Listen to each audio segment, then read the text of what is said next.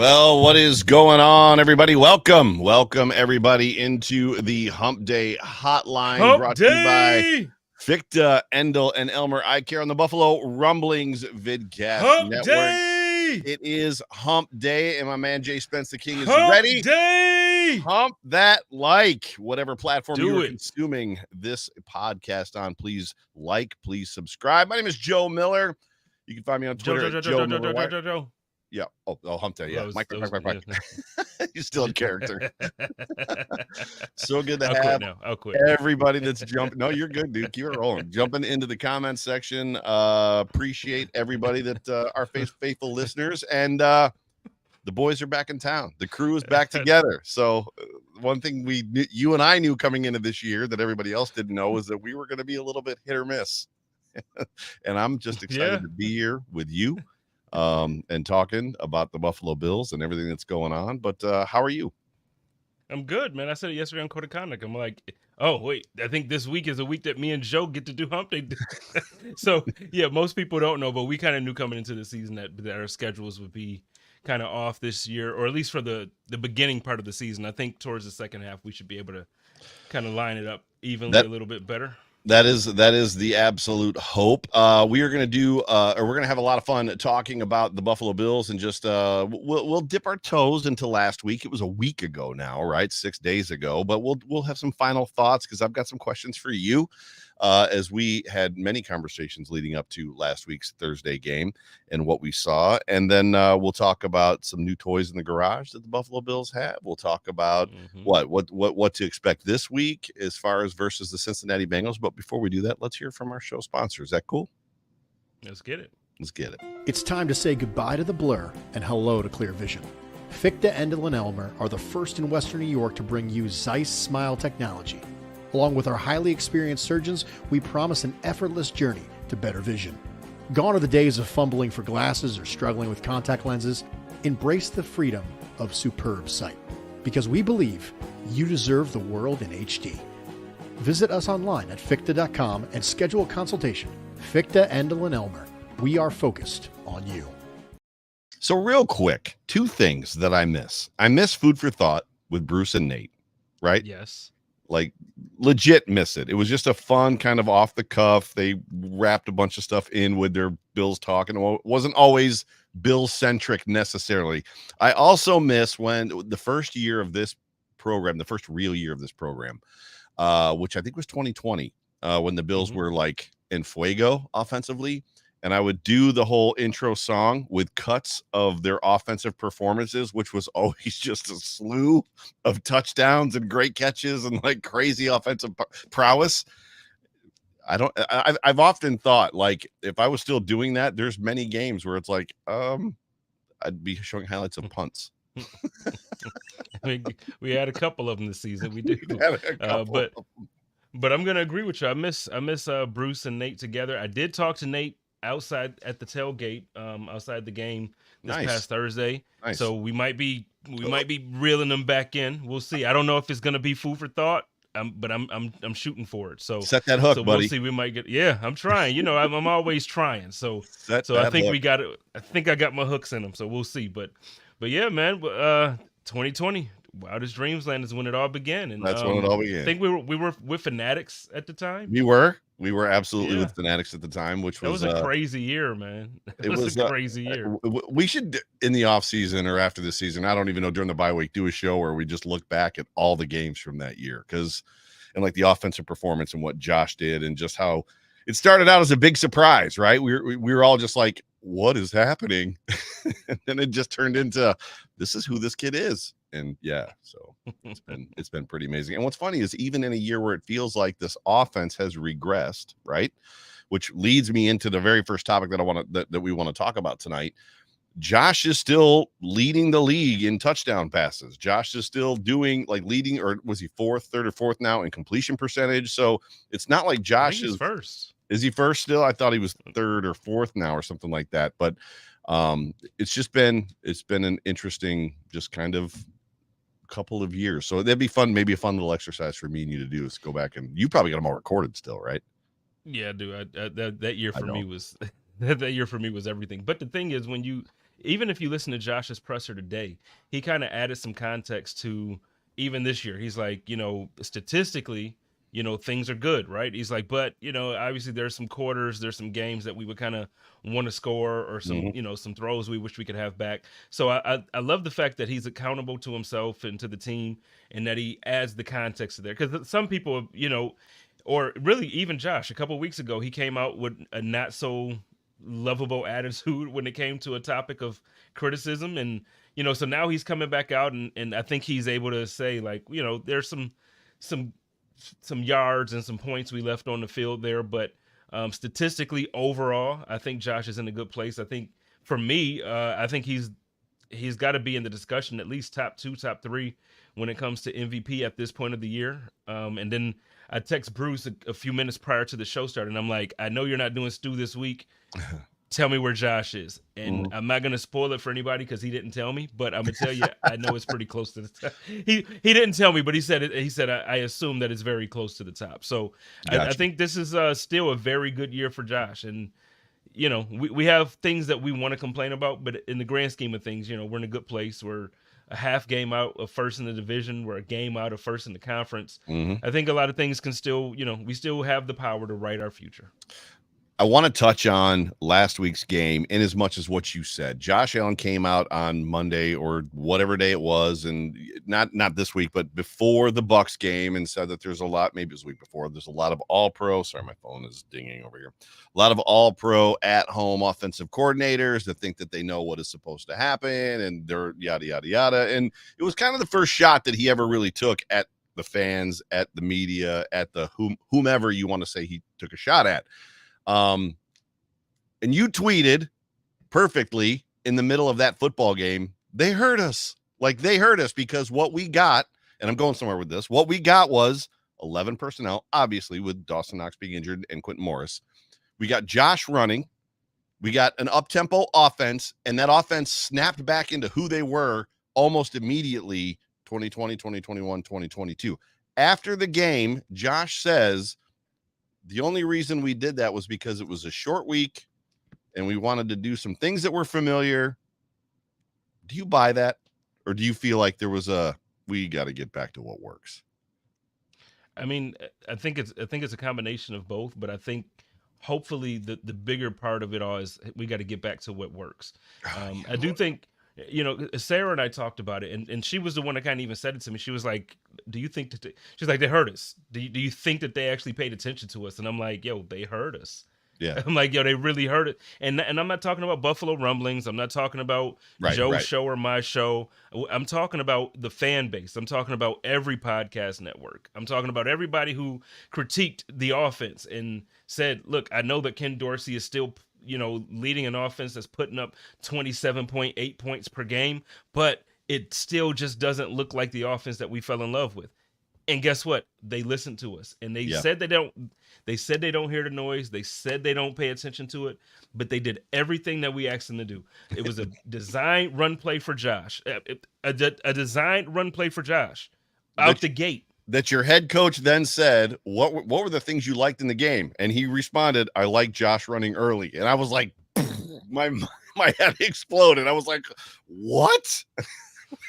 Big dubs for fans everywhere. For all the all-pro offensive coordinators on the couch. That's right. Big dub for all of us. I just want to throw that out there. Love you, Josh, but I had to take that one little jab there because it's like, come on, man.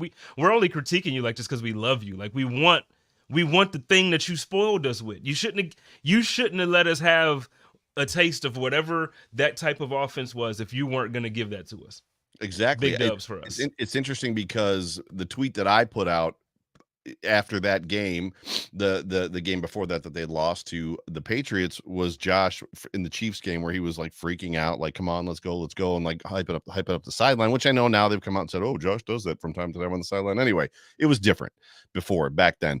And all I said was, Josh, we love you, be you. Right. And I felt the same way that like Josh, because I tagged him in it and some people got mad at me. And I'm like, I'm not disparaging him. I'm telling him, cut it loose. Like, we love who you are. Go be you. And I felt not vindicated, but I felt like he saw my tweet and he's like, that's right. I'm going to go be me. Right. So the question is this, as it pertains to that game, what you saw on offense. And I know we're going to get into the Bengals game and expectations and things like that here shortly. I know that the Bills went and got OJ Howard. I know that even when Dable was here, they talked about running 12 personnel. And I know that they went all in on 12 personnel this year, like 67% or 70 something percent, as far as offensive personnel being 12. And then this game, they had to go to 11 on purpose.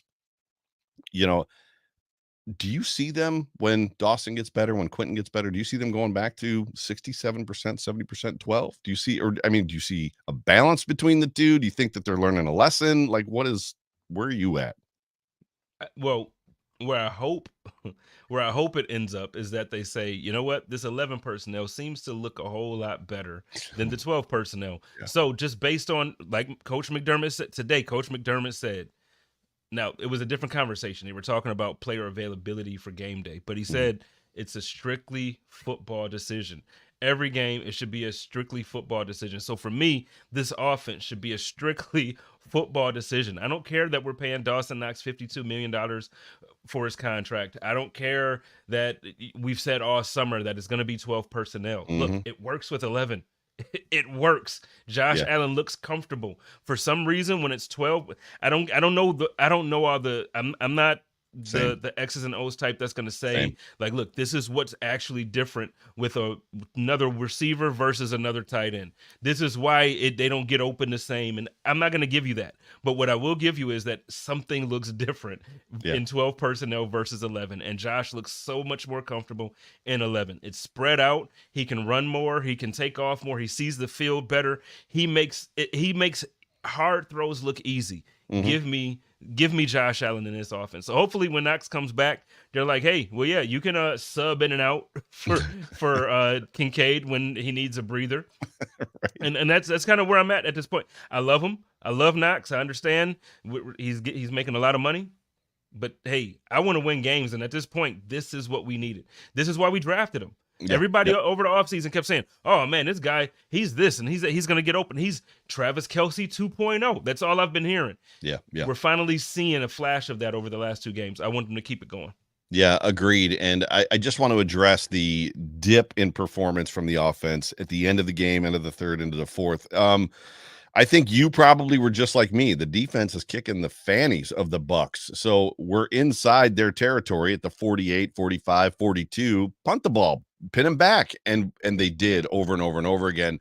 I don't think there was an aspect of like all of a sudden the offense sputtered and stopped working. I think there was just a strategic, conservative head coach game plan going on there, of which we've seen them do before, taking the foot off the gas. There was a couple that I was like, I was part of the fan base that was booing. Like, are you kidding me? Come on, Sean. Like, are you kidding me? Not every single time, but I mean, like, come on, you gotta give us something here. The offense is finally. It looks like the offense is back. Right. We're in a very short situation where we can gain some more momentum, score some more points, and really put our foot. I don't know. Like, put the pedal to the metal and just end teams, man. Like, you know what I loved? Like last year, the beginning of last season, and I always go back and refer to those games, but go back and think about the first 3 weeks of that season. We beat the defending Super Bowl champions in LA. Then we come back to Buffalo and we destroy the Titans on Monday Night Football. And not only do we destroy them, Josh doesn't play in the fourth quarter at all. The next week, following week, same thing. The Bills blow. I forget who we play, but we blew that team out, and Josh didn't play in the fourth quarter.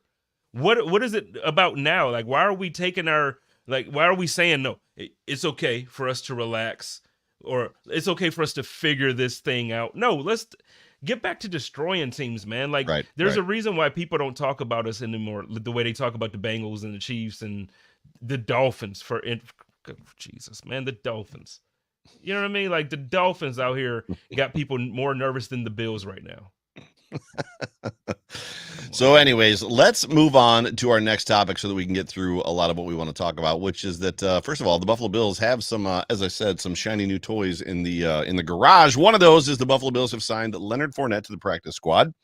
What do we feel is going to be his role for this offense? And I think I want to go first, in as much as Leonard Fournette I'm driving McKenna to work She works Kentucky Fried Chicken. The girl is rich. She's making like $16 an hour part-time working at Kentucky Fried Chicken. Has more money than she knows what to do with, right? And she's like one of the best workers there. They love her because she's responsible. She comes to work. She doesn't call off. Like, they tell her how to do something once, she does it, regardless of all that. She's awesome. I'm trying to tell you my kid's awesome. But secondary, we're driving, and WGR 55 is on, and they're talking about Leonard Fournette, and I'll get into that in a second as well. And even she says, because she's very, very good at fantasy football too, like her quote is, "I took this year off because I want to let other people win," which is funny. But she said, "Isn't Leonard Fournette just a boomer bust player?" And I was like, "Yes." She's like, "Everybody that I know that has ever either drafted him or picked him up on a waiver wire, it's like he gets me 5 points, 5 points, 5 points. I release him, then he gets 40 points. Somebody else picks him up, he gets 40 points, and then it's 5 points, 5 points, 5 points, 40 points." And it's like, yes. And I don't want to disparage Zach Moss, because Zach is like losing his mind in Indianapolis. But bringing Leonard Fournette onto this team and letting him carry the football is almost like running back, having your running back like just run into the backside of your offensive lineman, because that's what Leonard Fournette does. So I don't see necessarily a huge role for him in this offense. Like, I don't see him displacing not Demar, I don't Latavius Murray. I always want to say Demaryius Thomas for Latavius Murray. I don't know why. The two names are just in my head. But I don't see him and I absolutely don't see him displacing James Cook at all, like taking any carries from James Cook. Do you? Not Cook. I could see Murray.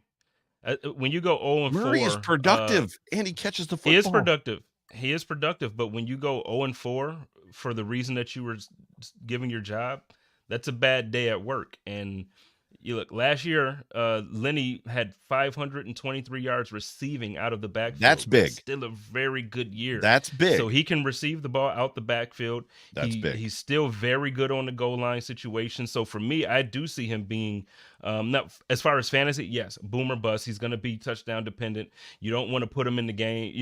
He's your flex on the week that you got 5 people on bye week. That's who you put in when that happens. But for the Buffalo Bills in real life football, I absolutely see him being exactly what Ezekiel Elliott is to the Patriots. You put him in when you're 7 yards and close to the goal line. You're 7 and goal.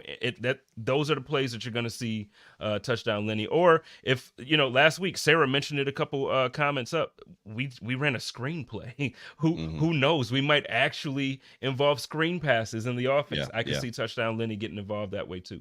So is the pass catching piece? Yes, I'm talking about specifically taking carries away, not necessarily reps away. But even with that, I find Latavius Murray and James Cook also being very good at obviously catching the football out of the backfield. We've seen James Cook, even at his young age, leaking into open spaces and becoming a target for Josh when the play has broken down. I'm not saying that Leonard Fournette is a bad football player. That's not what I'm saying. I just don't know that he brings you something that Murray and Cook together are not. Now I know that it's all about Damian Harris being on IR and how long and yada yada yada. And when you and I talked about it a couple weeks ago, reading his family's tweets about just player safety and health and yada yada yada, that it's more than the game, it's about family and future and all that stuff, that you and I were kind of like, maybe he retires, maybe this scared him. You know what I mean? I don't know that it has, because he has not retired, but so one of the hosts on the afternoon show, drive home show at GR, was basically saying that he doesn't really like James Cook, and he feels like Leonard Fournette is coming in to take carries away from James Cook. And I was just like, how he's a street free agent. You know what I mean? Like, I don't know. I just can't buy it, but I'm excited to have him here. And it's going to be interesting to see what the Bills do when Harris returns. Now, here's the thing, too. I do think that there's a narrative out there about Leonard Fournette that is not true. I don't think that he's washed. I don't think that he's old. I don't think that. Well, no, you're not saying that. What I'm saying is there's a narrative out there that, for instance, because he was a free agent, that he wasn't that good anymore, and that his production had fallen off. That's why I made a point to mention last season more than 500 yards receiving, and I think he had over 1,200 yards all-purpose in offense last year. So, I mean, he's still a very productive player. I don't see him coming in to be RB1. So I do still think that James Cook is the guy, but Look, if Latavius Murray has another game where he's not productive in situations that they brought him to this team for, if for just, or again, it's depth. If you have another injury for any reason, running backs get injured. Leonard Fournette, you could do a lot worse than Leonard Fournette Well, as the Buffalo Bills for the last half of the season. the Bills were splitting carries between the number 2 and number 3, when Harris was healthy. So you can expect him to get the football if he's on the active roster, which I would expect him to be on the active roster on Sunday. If anything, he's probably a huge upgrade in pass blocking over the other two, which I can absolutely see. Dan Van Coenberg, right? Van Coenberg. Fournette is an RB3 or 4 is amazing, which is absolutely true. What I was going to add on to that is we also don't necessarily know why he was a street free agent. There very much could have been many teams that were knocking on the door. Hey, do you want to come to New England? Hey, do you want to come to Denver? And he's like, no, I'm good, fam. And you also got to be honest. At this point, you talk about 29. Everybody talks about how running backs fall off a cliff at 30, 31. So at this point of his career, I mean, he has the championship already with Tom Brady, but who's to say he's like, you know what? I don't want to play for just anybody. I want to go somewhere where we're winning, and I want to go somewhere where I feel like I can get another ring. That's it. And apparently you did it, Joe. Yeah, I see that. Dan, you pronounced the name properly. I get a lot of those. Thanks for pronouncing my name properly when I read the tweets. Like I'll read the tweets and dude, some of those tweet handles come in and I'm like, oh man, my God. It's rough. I don't even try it. I'm like, I see you, man. Like, that's where I'm at. Just that. But I don't pre-read the tweets because I want my reaction to be genuine and like so I don't even pre-read the tweets. So when I'm doing the tweet reading on the show, like that's legit the first time I'm seeing it and going through it. And it's just like, you've got to be kidding me right now. I will say this before we move on to the next new fun race car in the garage. The other afternoon host followed up that statement about not liking James Cook and Fournette's here to take away carries with Von Miller has been, and I quote, a ghost on this defense. And is a shell of himself, and he hasn't made an impact at all. And for me, I'm sitting in the truck with my jaw in my lap. I'm like Von Miller is racing around the end. He has just as much flash, and that jump is like his get off is still there. It's and he's not all the way back yet. And I just flabbergasted. To me, after the game last Thursday, WGR, I'm literally sitting in the parking lot waiting for traffic to clear up so I can get into traffic. Right. And a caller on the radio before McDermott is able to do his presser comes on as a guest, and they say, there's two things. One, we need to fire Sean McDermott as a defensive coordinator, and what the heck is happening with Von Miller? We're paying him all that money. We need to get rid of him. And I'm just like, yo, what? And what is happening? What is happening, man? Like, what is happening? Are we? You can tell when Von Miller's in the game because he is usually racing past his man, the tackle that's his man. Now he's not getting home. I feel like he's tempered he's tempered himself into the role, and I feel like he was even more active in the Bucs game, trying to get to the quarterback, diving, using his body. Whereas the first couple games that he was back, he was working on his jump, but he was just to get pressure, but wasn't really trying to collapse the pocket. Right. It's a process. I think we would all agree that it's a process, but moving on from that, Brandon Beane also sent a 3rd round pick late yesterday, almost at the buzzer. 3rd round pick to the Packers in return for quarterback Rasul Douglas and a 5th round pick coming back. I'm gonna let you go first. What are your thoughts on this trade?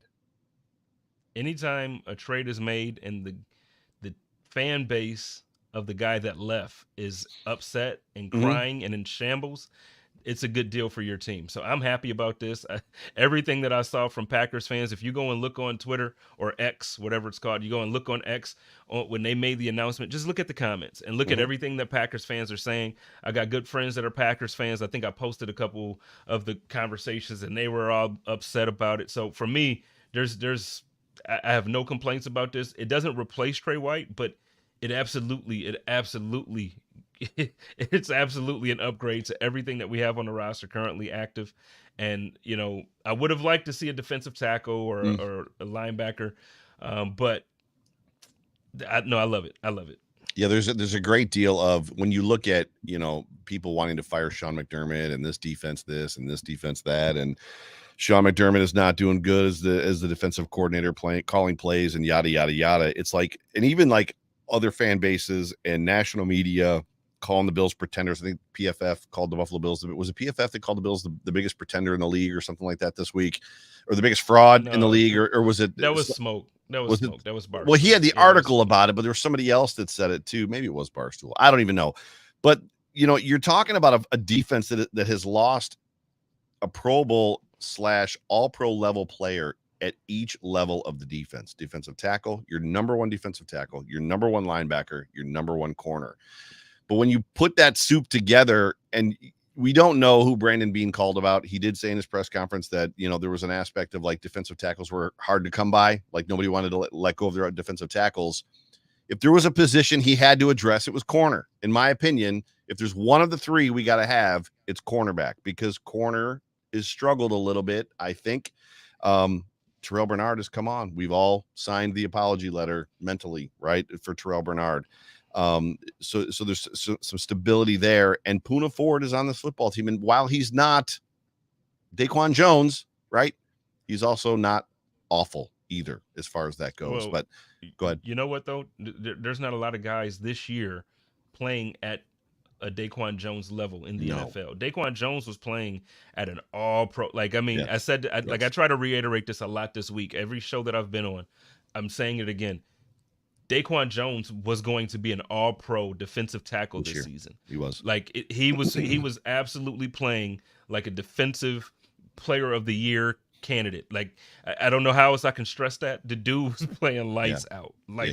Playing super good. So I'm happy about the pick. At first blush, and I threw kind of a, seems like this is just me in passing thinking, which a whole bunch of people started attacking me like, that's a horrible take. What kind of a take is this? Like, even Bad Bills take. Well, I've never even heard of that handle before. Like, jumped on top of me, and it's like, well, first of all, you need to realize off the jump what a take is. This is not a take. This is me just thinking like, this seems like but you got to use mute better, man. Like, well, whatever. Right. I was like, at this point, to your point, I called a couple friends of mine that are huge Packer fans, and they're mad about losing Douglas. The fifth coming back is big for me, and I think what's interesting about this conversation as it pertains to Douglas and that third, switching to the next topic, is that there are rumors out there that, being sort of confirmed but didn't completely confirm, that the Bills were getting offers from other teams to take Khair for a third. And it's odd to me, from what we have witnessed, which some of it is refreshing, that football politics has not been at play, that regardless of what it looks like to have a number one draft pick sitting on your bench behind a 6th rounder, a 7th rounder, and some other guys that you've got, there's just, I feel like if I was the general manager, I just sent a third, got a 5th for Douglas. If I had somebody calling me about a dude that's riding the pine for me, not even dressing on Sundays, and they're saying, we'll give you a 3rd for him, I think I'm jumping. I'm jumping on that. I think Bean would have jumped if it was accurate. Everything that I'm hearing is that report is inaccurate. Everything that I'm hearing about that report is inaccurate. But he said that he was completely unwilling to move him. We were completely disinterested in moving him. You think those are just words? I think he's talking that talk to save face. I don't think he wants to look bad for blowing it on a 1st round draft pick. But I think if you had 2 teams calling to give you a 3rd for a guy that you've had inactive for basically a full season, I think you jump on that. He would have jumped on that. I just don't think it was accurate. Because then you're looking at, like, we got Douglas and a 5th, right? Right. We got Douglas and a 5th. Really? Like that's what we did, right? Because you're just swapping thirds at that point in time. But now I will say, if it is a development thing, and let's just take them for their word at this point. Let's say the team really wants to develop him, and let's say they want to invest in him and say next season he can be that guy. Mm-hmm. If he can be that guy and take a year and develop into something that would be if he's a good cornerback, it could be good for the future there. At the same time, like we beat up on him now. I get it. He got beat up by Calvin Ridley a couple weeks ago, and he's been inactive. I get it. He's not the first or the last. He won't be the last. He will not. But when you see him, if he can develop into something, and then you have Douglas, and then however else it develops, if we draft or whatever, it could be a good future. So I'm open with that too. But I just think that third round draft pick conversation, it just wasn't there. So this was big from Roy Collins, who just sent in the comment. Bean also said Elam has an ankle injury, and they shut him down. You and I, not this week, and we'll talk about it in a second. You and I go through the injury report every week. I don't. Has Kier been on it? I don't. He just magically popped up on it this week. He wasn't on it. He's not on it this week. He wasn't on it. Well, no, he's on it today. They posted it today, and he was on there today as it did not practice. And I'm like, oh, isn't this interesting? Yeah. Speaking of, like, it's just like, come on, like, okay, now I love Brandon Bean, and I, you know, I hype him as often as I can. Every opportunity I get, I'll hype Brandon Bean. Same. But listen, come on, man, we're smarter than the average bear. You can't. I'm not going to use the terminology, but you can't, you know, do certain things to us and tell us it's raining. You know what I mean? Like, you gotta.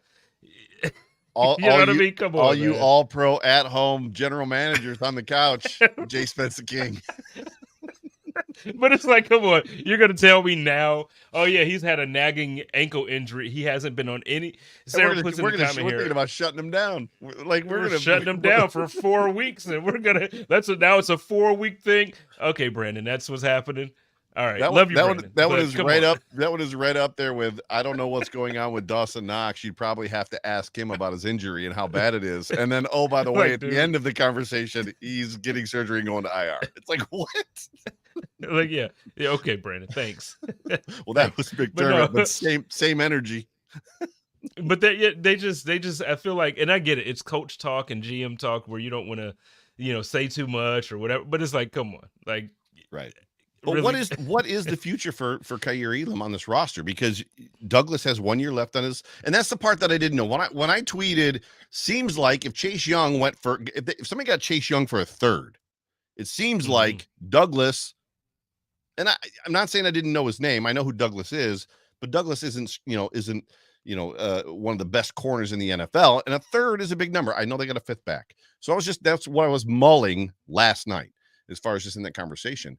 But if he's got a year left on his contract, right, with as far as what the Bills are picking up this year, and then they got 1 year left, you got Tre'Davious White hopefully coming back. You've got Benford. You're not moving on from Benford. Dane Jackson is very much a serviceable depth player who you are going to probably re-sign for not $40 million, right? Where does Kaiir fit next year or the year after? Like, is there a fit? Well, first, yes, there's a fit. But I do want to say, because you kind of made mention of, like, you know, he's not one of the best. I think it's by name, and I think it's because Green Bay now, especially with Aaron Rodgers not being there, and it's like it's the thing that Buffalo used to have to deal with before Josh, right? Like, it's a small market, so when you have a Stephon Gilmore, he wants to leave so his family can watch him play every Sunday, right? So like so now it's this issue. Douglas, if you look at his numbers, he's one of the best cornerbacks at taking the ball away. He's top half of the league in coverage. He's, you know, so I mean, he's a very good cornerback. If the ticker reads the Buffalo Bills are making a trade with the Green Bay Packers for a cornerback, and that cornerback is, before you read the name, before it comes across the ticker, you're not thinking Douglas. You're thinking Alexander. Like, you're like, oh, give me.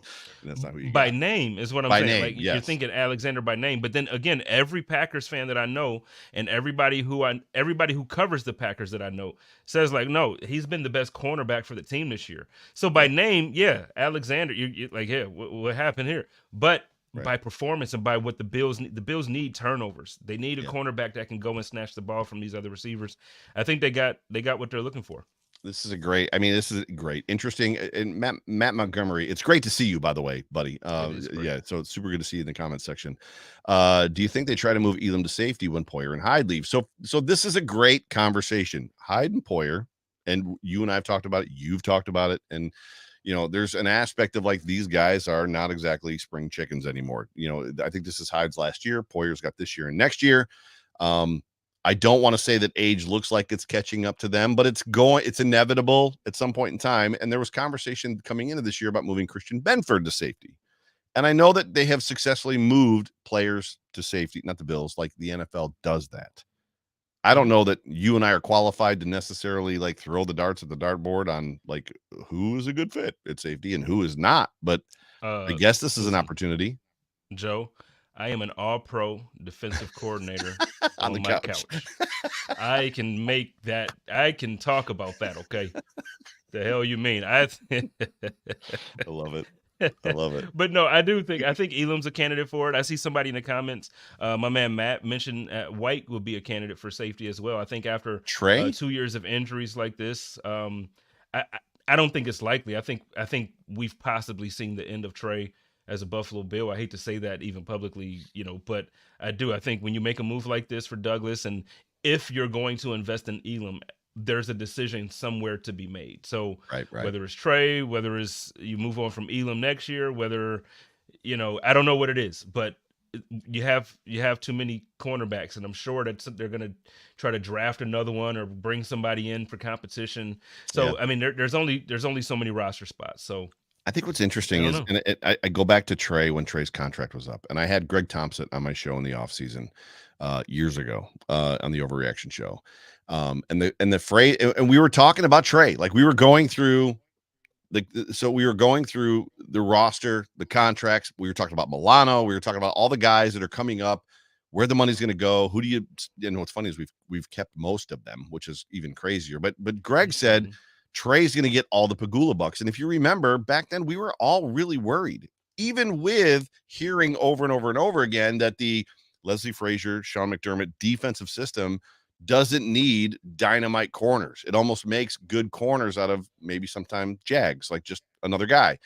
And I think we have kind of seen that between, Dane Jackson with Levi Wallace. Like there's been a lot of guys, even Christian Benford, a 6th-round draft pick. I'm not taking anything away from Christian, but Christian isn't a 1st-round draft pick. Like he's not coming into the NFL. Like, let's go. Like, if you know what I'm saying? Like you almost got to wonder if the Bills don't need to have a flash Ferrari at CB1. It's nice to have a dude shadow. It's nice to have a guy follow a guy all over the field, but do they need it? We don't play that way. Even, I mean, it's not even do we need it. Trey did this year. Trey started the season shadowing. Yeah, but I mean, like it was okay. To me, when I watched it, it's like there were certain plays where they made sure that he was lined up against, the other team, but he didn't shadow. Because to me, even if you go back to week 2, when we played against the Raiders, I was pissed. Oh my God, dude, I was so upset at the way we didn't cover Devontae Adams. And then you put, and I love everybody Johnson. We got the best nickel corner in the league. I say it all the time. We got the best nickel corner. Who's getting burned a lot lately? Beat a lot inside. He got beat by Adams on that touchdown. Mm-hmm. There was a 3rd down play that they had him covering, and he caught. It was like 12 yards for the 1st down on 3rd and 2, right in front of me. I was so upset. So again, Trey was out there. He wasn't following. So even though we have a guy that you feel like can do that, the Bills don't run that type of defense. So no, the answer is we don't need that. Yeah, Chris Schenke brings up a good point. That Trey isn't physical enough as a player to play safety, which is true. And if you look at it through that lens, if you look at it through the safety lens of who's got the Jordan Poyer mindset, right? And Jordan talked about it even coming up in this game in his presser today. I listened to that live. Just as far as being willing to come up and make a tackle, you hope to get a platoon of guys to the player, but you're gonna have to come up and make a tackle sometimes solo, one-on-one. The guy that sticks out to me from this standpoint, being physical enough, is Dane Jackson. Dane Jackson to me is a guy that even when he was early in his career, we were all screaming for Dane because the dude is a tackling machine. Like he's not afraid to throw his body in there and hurt somebody if he has to, like to bring him down to the ground. Another interesting thought is moving Taron Johnson, the guy you're talking about, back to safety and like moving somebody else into that nickel spot. Now, I know our nickel 4-2 defense, which I've been a huge critic of, wildly relies on Taron to be that guy. But I guess there's options there, right? Yeah, I'm with you. I can't even say I'm with you because I don't know what I would want and how I would want it to look, but I do know, as it stands right now for the rest of the season, I like what I saw out of them bringing Poyer down a little bit, kind of like a hybrid linebacker. Well, they're doing that 3 safety for the whole year. They're doing that 3 safety thing. Which they are. Who that we kind of just played the Dolphins and they got credit for it? Somebody just played the Dolphins and like, it was the Patriots. It's like, yeah, And well, the it's like Patriots they're like discovered that geniuses. the It's, three safety things. Like, well, that's how the Bills okay. beat them. But the thing I'm concerned about is over the course of a full season, can Jordan Poyer and Micah Hyde last? I need those guys in January. Like, to me, that was part of the problem against Cincinnati. Jordan went out in the first half. Micah was obviously not there at all. We didn't have Von. So for me, at this point, it's like, okay, let's get the division, let's get into the playoffs, but like, let's not get into the playoffs where we're beating ourselves up to get there. Let's figure it out. So, and that's part of why at the beginning of the show I was saying, no, let's dominate so Josh can sit out in the fourth quarter and also get these other guys rest. I don't want to beat these guys up because then come January, because I think this game Sunday is going to look completely different than it did in January. The Bengals are good, but I mean, we were without Micah Hyde. We were without Von Miller. We were without, now this year we're without Trey. We're without Right. Matt Milano and Daquan. So it's still a thing, but I'm not as scared.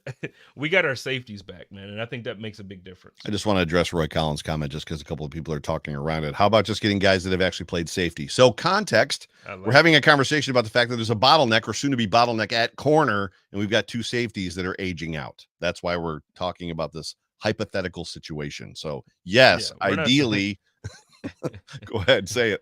Well, I'm just saying, we're not saying like this is what we want. We're This saying is like the answer. You know, if they don't want to kind of part ways with Trey, which nobody wants, and they want to keep that contract, and then they want to figure out how to keep certain guys, we're just thinking of different things that they could do. But this is all hypothetical. Hypothetical. 100%. So let's move on to what we're all here for, which is the Buffalo Bills are traveling to Cincinnati for a Sunday night showdown against the Bengals, a game I was supposed to go to and I will not be at. There is no team the Buffalo Bills play that scares me more than the Bengals. That is a team that just seems to have our number.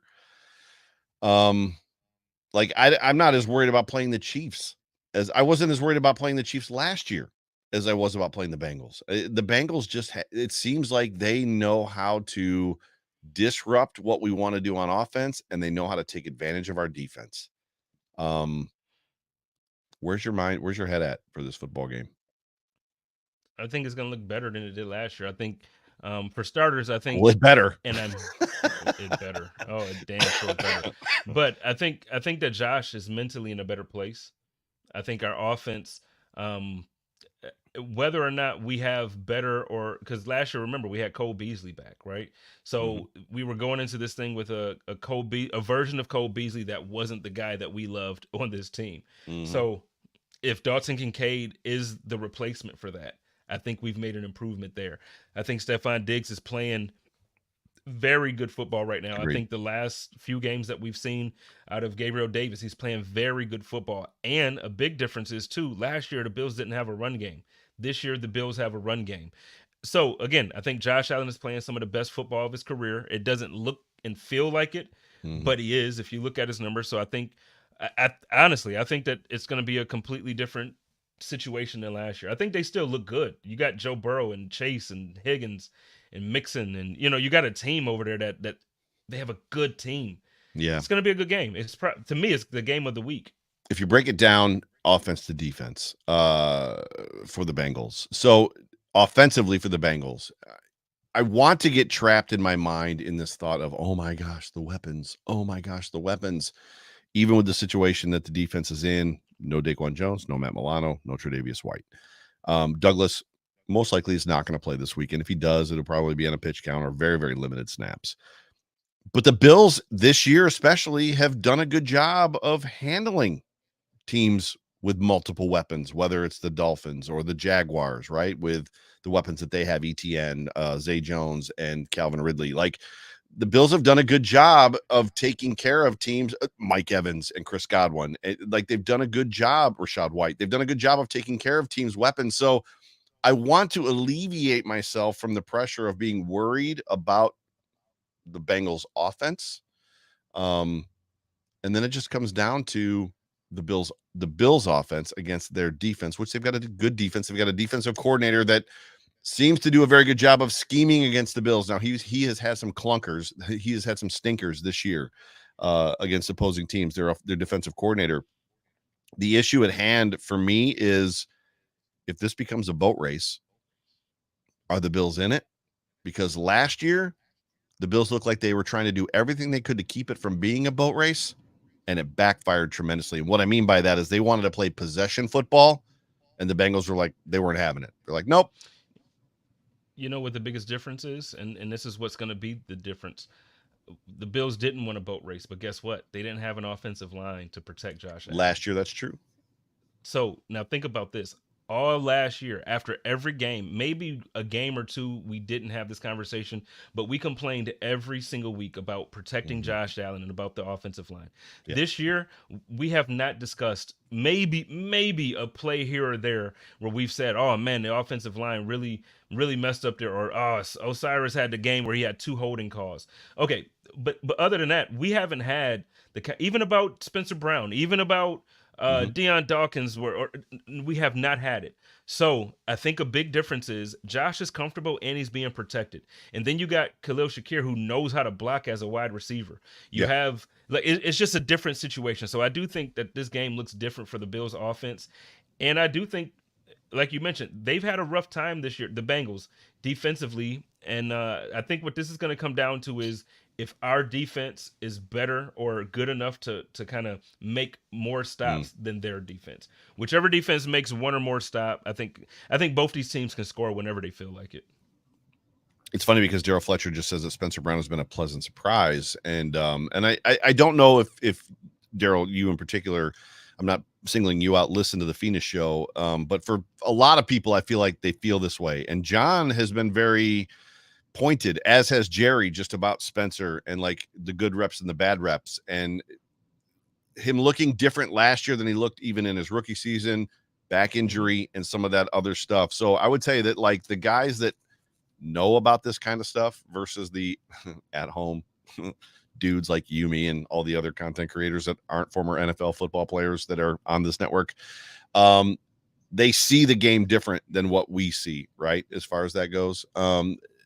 The only pushback that I would give you on everything that you just said, and I agree with you completely, is there have been a couple of games this year. The Patriots game was one of them where Josh his eyes were down. He was kind of running for his life, whether he needed to or not. He was not trusting what was happening in front of him. Trey Hendrickson is a threat, right? I mean, that is a good football player, and he's dirty. Last year we saw him take an extra roll or two into Josh's leg and hurt Josh. I don't know how badly he hurt Josh, but we saw Josh kind of come up gimpy when he made that extra roll. I just don't want to be in a situation where the Buffalo Bills, like I said, try to play possession football, because at the end of the day, they're not a good possession football team at all. That's what they've tried to do the last several weeks before the Bucs game. They tried to play, we're just going to keep the ball for 8.5 minutes and do really slow things and like just take our time and go right down the field. And that's not who they are. So like to try to force that against the Bengals, who as soon as they get the football are going to run down the field and score on you, it might be too late when they decide, oh, we got to get out of this. We got to go up tempo, like 4-minute offense, go up tempo, which is great because I've been saying it. You've been saying it. Jeremiah Poyer's been saying it. They did it against the Bucs. It worked. I just feel like the answers are there. I'm afraid that conservatism is going to win the day, or try to win. I think we should absolutely just go back to the 90s and just run the K-gun offense. Just come out and just be in hurry up. Just run the damn K-gun. Make it a new thing for Josh, but just come and hurry. I love and by up tempo and by no huddle, I don't necessarily mean you have to be pedal to the metal completely. You can get to the line and call your play at the line, but it keeps that defense from subbing out and doing things. I just love the up tempo. I love how off balance it made the defense look. Yeah. I love how comfortable it made Josh look. And Diggs, he didn't get the 50,000 targets that he's typically gotten, but man, he's looked he could have, and he's been. Josh missed him a couple times last week. Man, he had the one throw there that should have just been a touchdown immediately. Yeah. So I had John and Jerry on the last off tackle show I was able to do, which was a couple weeks ago, and I can't remember exactly which game it was after. I think it was before the Bucs game. But they both feel that the K gun could not work in today's NFL because they basically ran 6 plays. 6. Now they had stems off of those 6 plays, but it was effectively just 6 plays. Now that's not that when Jim played, there was no microphone in the helmet. There was no offensive coordinator who had his ear until 15 seconds was on the play clock, and then the microphone cut off. So there's an aspect of doing that, but there's something to be said for the rhythm that Josh gets into, which is where that whole up-tempo 4-minute thing comes in. So we're not talking about snapping the ball with 20 seconds left on the play clock or 21, or if it's a 40-second after a run, 30 seconds left on the play clock. It's more about in that 15 seconds, right? 13 seconds, just being muddle huddle type stuff. I agree with you. I just don't know from what they have said. I respectfully disagree with it. I don't do that often because, like you mentioned, they're former players, and I respect everything that they've taught me. Especially both of them have taught me quite a bit. But to say that, I think Josh is a better quarterback than Jim.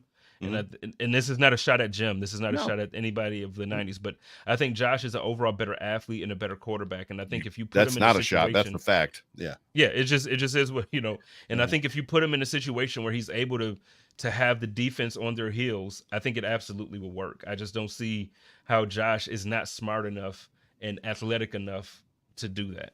Well, the reality is, and you and I have pounded the table about the fact that this offense can turn it on whenever they want to. And it's in that up-tempo 4-minute, 2-minute time. Like the Bills can sit around and do absolutely nothing for an entire half. And then it's a minute, 36 seconds left on the clock. They get the ball back and right down the field, like touchdown. It's like, do that. Get it back. Touchdown again. Why can't we do this the whole game? Just do it from the beginning. And what's funny is that's what was the birth of the K-gun. Like the birth of the K-gun was that happened, and then Ted Marchibroda looked at Marvin and was like, maybe we should just do that. Just do it. And that's all I'm saying here. Like, do the same thing. I'm not saying literally the K-gun. Like, I'm not saying the same 6 plays. I'm just saying, like, look, let's just get this thing up tempo. Let's make it happen. But, hey, we got to get out of here soon. So you know what time it is. I know what time it is. Third down! So everybody listening to this, y'all know how we do it every single week. We get our game score predictions. We get our Josh Allen stat line prediction. So go ahead and start dropping both of them in the comments here. And then Joe and I will go back and forth with what we feel like will happen. I know the game, so it's moved a bit. So the Bills opened for the first time this season as underdogs at 1.5. It's moved now to 2.5. The Bills first are still in underdogs. 26 games? Is that right? Is it 26 games? Something like that? Some crazy number that the Bills have not been the favorite? Which I don't think we as Bills Mafia appreciate. Like what the rest of the world and Vegas thinks of this football team. Like, wait, it's been 26 games they've been favored? Okay. But you know what? But that's why I got mad at Josh for that all-pro offensive coordinator thing. Listen, this is your fault that we're favored every doggone game. It's your fault that, like, we got, you know what I mean? Like, it's not our fault that you gave us this. We didn't do this. You came here. We didn't do this. You did this. Don't get mad at us.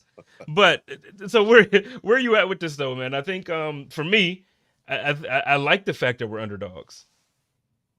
It's not weird to me because I am conditioned to be worried about every football game, right? I still haven't. I think there was a pocket somewhere in the last couple of years where I said to you, I remember saying to you, like, I'm at the point now where I expect the Bills to win every week. And I've kind of regressed a little bit in that, where it's like, oh shit. You know what I mean? Like, I feel like we've kind of come back to reality a little bit. Right. Yeah. The but balloon, that's good. The balloon has lowered. The bar is lowered. Well, for me, I think that's good for me though, because what happens is, like, if we don't win the Super Bowl, my summer isn't in shambles. Like I feel like, if we don't win the Super Bowl, it's like, okay, we had a great year. We didn't do it. At some point we got to do it. But I think when you lower your expectation, the heartbreak is just so much more manageable. Right. So it's weird not being favored, but I would say that it's weird not being favored to answer your original question. But it's also weird to me that we're always favored. Right. There's been times that I think that teams have been wildly disrespected because the Bills were favored against the Chiefs at home in Kansas City. Right. Like the Chiefs are like, we're the Super Bowl champions. What do you mean we're not favored to win in our own stadium? And then the Bills would beat them. It's like, okay. Right. It's typically how it goes, man. So Josh Allen for me, I'll go first as far as stat line prediction for Josh Allen, because that's how we do it. And I know that everybody's doing both in their comments and love to see. So bring on the comments. If you are watching the show live on YouTube or Facebook, give us your Josh Allen stat line prediction and your score prediction for this football game. I feel like the Bills are going to have to score. I feel like the Bills are going to have to not play a possession, like a limited possession football game. And I feel like, if they come out of this thing and they're like, we're going to run the football 65% of the time, I think there's going to be a problem. I think there's an issue there for the Buffalo Bills. So give me like 325 for Josh, 325-ish, 330, and probably 2 or 3 touchdowns in the air, 1 on the ground, maybe 2 on the ground for Josh. I think there's an aspect of like them hopefully realizing, oh, this is what works for us. Like this is what works. And even McDermott going, yeah, that crap that I wanted you to do, Dorsey, Ken, like that doesn't work. Like just go do your thing. Oh my God, I would love it. I would love it if that's what he said to him. Like, okay, I'll stay out of the offense. Just do your thing. Yes. I think for me, the way I'm going into this game, I think this is going to be the vintage. Add this to the Josh Allen resume film. Like add this to his film, because so for the first part of his career, is Josh Allen going to live up to playing against Patrick Mahomes? We've seen him go toe-to-toe with Mahomes. We've seen him do things against Mahomes. We've beat them in the regular season, not in the playoffs, but we saw 13 seconds where technically Josh thought he won the game for us twice in that game, right? When he goes off the field, he's ahead. But so we've seen him. He has not performed well against Joe Burrow. And the game that was postponed and then ultimately canceled, it didn't start off good for us that game either. So this is the game that Josh has to come out and say, no, I'm still that dude. I'm still in this conversation, and it's going to be me. And I think we're going to see Josh Allen have it. I'm going to say Josh Allen is going to go for 280 in the air. He's going to have 65 on the ground. Ooh. I'm going to give him a touchdown on the ground and 2 in the air. No interceptions this week. And I'm going to say that it's going to be one of those games that, your fantasy, if whoever has them in fantasy, you're going to love them. That's me. I do too. Somebody asked the question about what the weather's going to be. So it's going to be beautiful in Cincinnati. It's going to be 64 degrees, at least during the daytime, the high of 64 degrees. It's going to be beautiful in Buffalo this weekend too, despite the snow we got last night, which is already gone. Just so everybody knows, got about 1.5 inches, 2 inches of snow overnight, and it's all gone already. In time. Yes, you did. I'm so mad that I missed that football game. What a game to go to in late October. Like I have been in Bills home openers where it's like 58 degrees and the wind's blowing and you're freezing your cojones off in that stadium in the summer. Like, because summer doesn't end until September 22nd. And you're like, it's summertime. What is happening right now? So yeah, what a game for me to miss. But my dad got to take my uncle, which is great. So my uncle, by the way, who wrote a bunch of Buffalo Bills books. So Rockin' the Rock Pile, 100 Things Every Bills Fan Must Know Before They Die. Jeffrey Miller is my uncle, just for everybody that's probably got that book at home on their coffee table. Final score prediction. So I said that Josh would have 4, would account for 4 touchdowns at least. So I've got to at least beat 28. I feel like this is going to be a 1 possession game. Do you think it's going to be close to that 1.5? Do you think Vegas is going to be in play, like a 1-point game, a 2-point game, a 3-point game?